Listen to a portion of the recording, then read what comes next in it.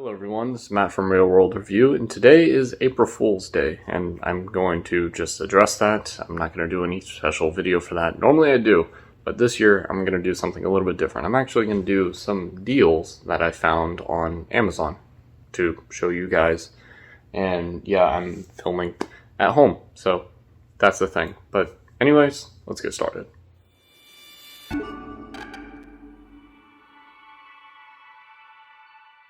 Pretty much what I want to talk about is just different deals that I found on Amazon for different phones. This is something that I want to do like normally, and I might end up updating all the links in the description below, and if there are any better deals that I find. But I wanted to go over a few of them and just explain to you why some of these are good deals. And just so we're fully transparent, any of these things that you do buy, I will get 1 to 4%, something like that. I will actually get a portion of that sale when it does get delivered to your house.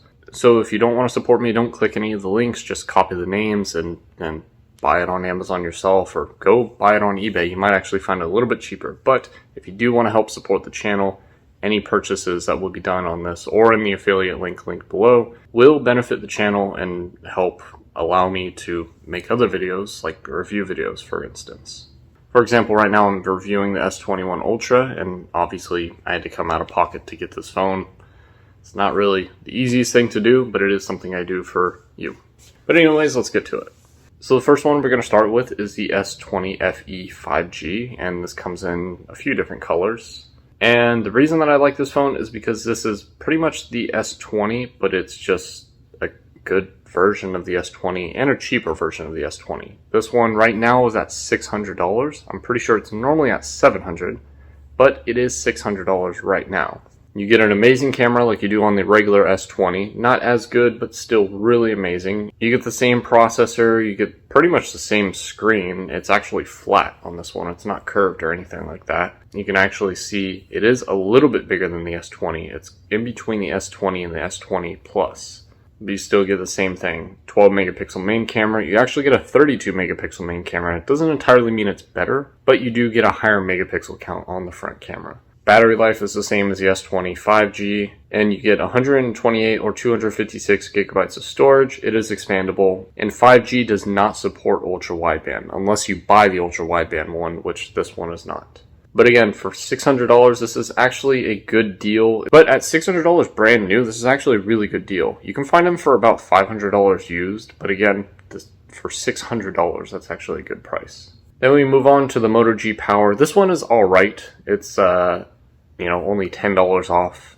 It normally is $200, but it is something that has 32 gigabytes of storage, a large battery, 48 megapixel camera, and then a bunch of sub cameras that don't really mean too much. But the main thing is you do get a 3-day battery life on this one, which is a 5,000 milliamp battery, which doesn't really sound that good. But the Snapdragon 662 processor is kind of slower and requires less power to actually work. So in this case, it would actually be a good deal. I don't know why I decided to film this while I was cooking. But the next phone that we have is the iPhone 8. Yes, it is a fairly older phone. It is 64 gigabytes. I believe it comes in a bunch of different colors. They might cost a little bit more, maybe slightly less. But it looks like we can get a red one for $186. We can get a gold one for about $178. But the main thing about this phone is it's less than $200. You can get 4K video at 60 frames per second on the back. So you have pretty good photo and pretty good video. But the main thing is this is an iPhone 8, which is allowed to be traded in to companies like T-Mobile or AT&T. And you can actually use this towards whatever phone you want to get. For example, I know T-Mobile is giving about $700 to $830 for this phone. So for less than $200, you can get an extra $600 or more off a brand new phone. I think that's a really good deal. But if you do decide to keep this, it's less than $200 for a flagship phone. Not too bad, but the battery life is decent and the screen is not that good either. But again, $200 for a decent Apple phone. And the next one we're going to go with is the S20 Ultra, which is an awesome phone. It is a heavy phone, and there is a lot of stuff to go on with this. Obviously, I did a review on it. The main thing is a camera, and even 1 year later, it's not really going to be that much of a difference. This is still going to be an awesome, amazing phone with an outstanding processor and pretty much everything. Honestly, some parts of it are better than the S21 Ultra. For example, this one still takes a memory card, so that's a thing. But you still get pretty much the same thing. You get the same, 100 times zoom, you get space zoom and all that stuff on here. You get a large 4500 milliamp battery, or maybe even 5000 milliamp battery. I don't remember. This is definitely a good phone, and at less than $800, this is actually a really good price. Still, it's not the best price. You could probably find these used for about $500 or $600, but this is a 90-day warranty with Amazon, so something to think about. Then the next phone is the Samsung A71 5G. This one I kind of put on the list because it is a lower priced phone that you can actually get 5G on. So for $340 or less, you can actually get a 5G phone that has pretty good specs. You have a really good processor, you have 128 gigabytes, you have a large camera. I don't remember off the top of my head what this camera is, but I believe it's 48 megapixels, something like that. You have multiple cameras set up, you have a high quality 1080p screen. It is only 60 hertz, I don't believe it's 90 hertz, but you do get a nice kind of budget phone, like a higher quality budget phone. This is definitely a good phone and a decent price at less than $400. I'm pretty sure these are actually $500 or $600 in the store, which is kind of pointless. You just go for the S20 FE. But still, this is a nice choice. Then we have this one, which may seem outrageous to you, but this is a Samsung Galaxy Z Fold for $1,400 or less. This is the Mystic Black. The bronze one, for some reason, is almost $1,500, and personally, I don't like that. It's kind of a gold color. I'm not really a fan of that. But the black is what I have right now. It's actually what I'm filming on, and this is renewed, which doesn't really mean anything because one, the phone is not water resistant, and two, it's very unlikely that they change the screens or anything like that, and if they did, that's even better because these screens cost about $600 or $550, something like that, just to fix the inside screen, and I think it's like $200 for the outside screen. So if they did replace that, it's very unlikely, especially at this price point. This phone was $2,000 when it came out new, and now it's less than $1,400, which is, again, not really the best price. Personally, I think this phone is maybe worth about $1,000, but if you are interested in this, $600 off a pretty awesome phone is really good. This is another one that's kind of similar to the A71. I do like this one for one main reason, because this is the Moto Edge, and this actually has the same screen as the Moto Edge Plus, which is the higher end version of this phone. You get 6 gigabytes of RAM, 256 gigabytes of storage. It is expandable, I know that. I actually compared this to the Motorola Razr, and this, in pretty much every aspect, is a better phone than the Motorola Razr. 64 megapixel camera, awesome battery life. It does have the Snapdragon 765, so that does mean that you're going to get good battery life on this in the first place.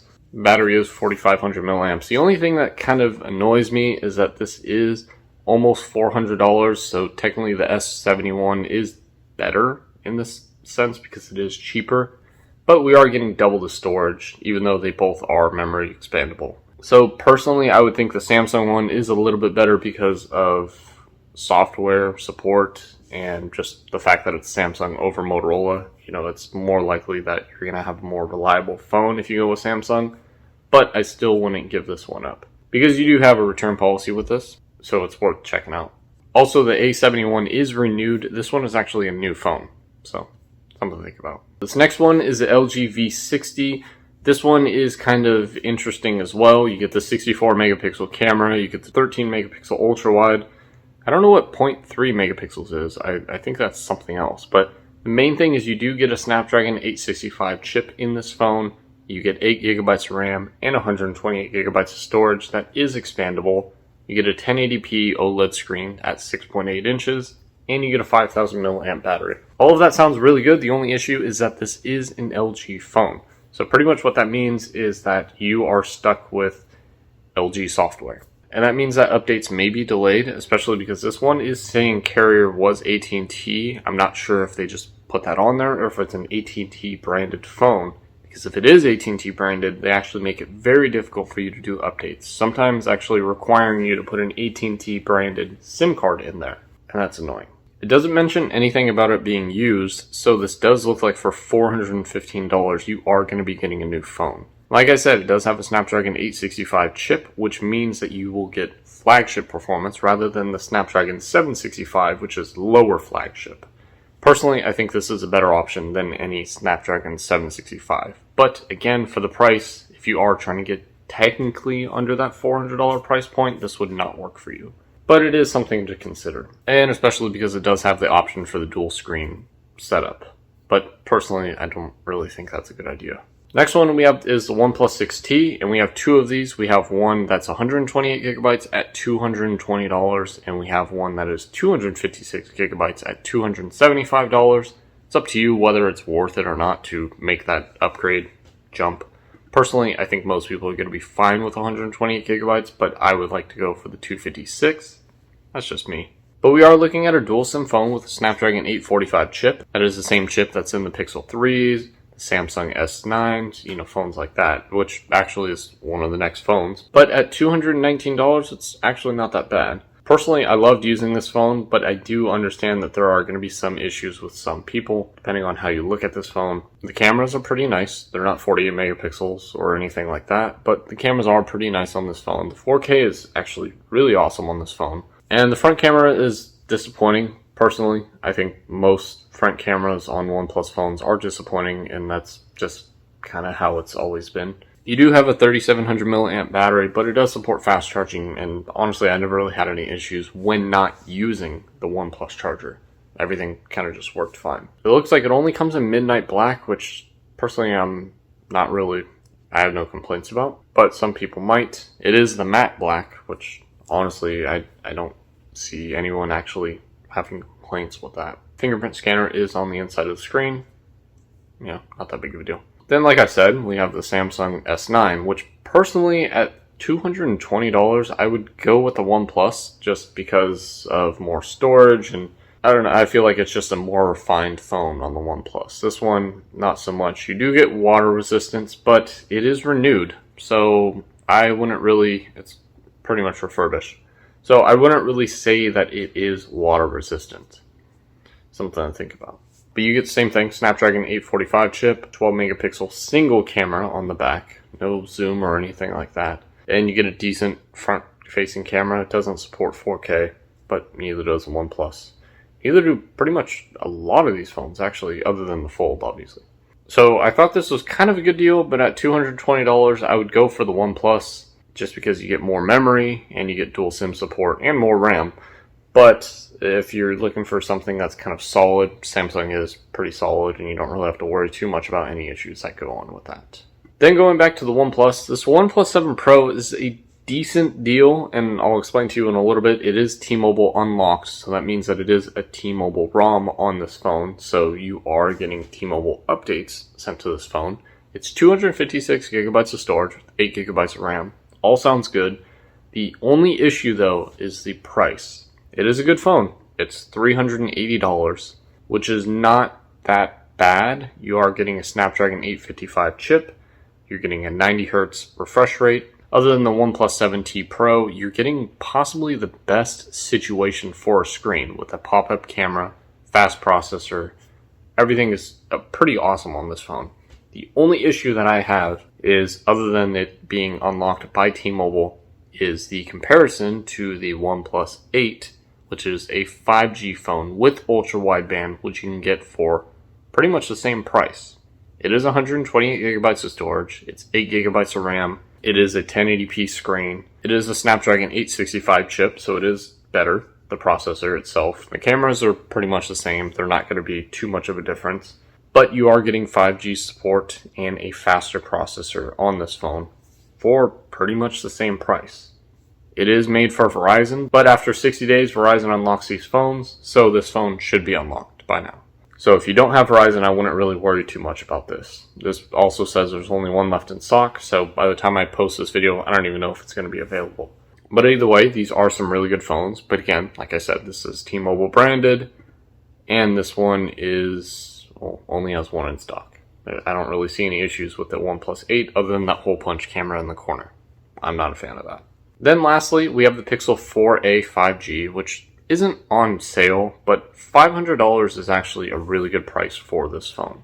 If you can get like a Pixel 5 for around that price, that's even better. But $500 is a good price just in general for these phones. But they can be found cheaper. I've seen them at $450, I've seen them at $250, I've seen them at $250 with different carriers, but $500 isn't really terrible for this phone. But the only issue is you do get the stock Android experience, and that's pretty much all that this phone has going for it, other than you get a good camera where it's just point and shoot, and that's it. Everything just works. Yeah, overall this is going to be a good deal. But there are a few phones that I'm not going to list on here. I might put it in the description or update the description, whatever it may be. Either way, what I'm going to do is I'm going to update that and let you guys know what other deals are on there. I feel like this is a very long video, and I don't know why I focused on this too much, but I just wanted to show you guys some deals and see what you guys think. But either way, happy April Fool's Day, I guess. And go check out all the links in the description and check out some other videos I got. Yeah. Guess that's it. Thanks for watching.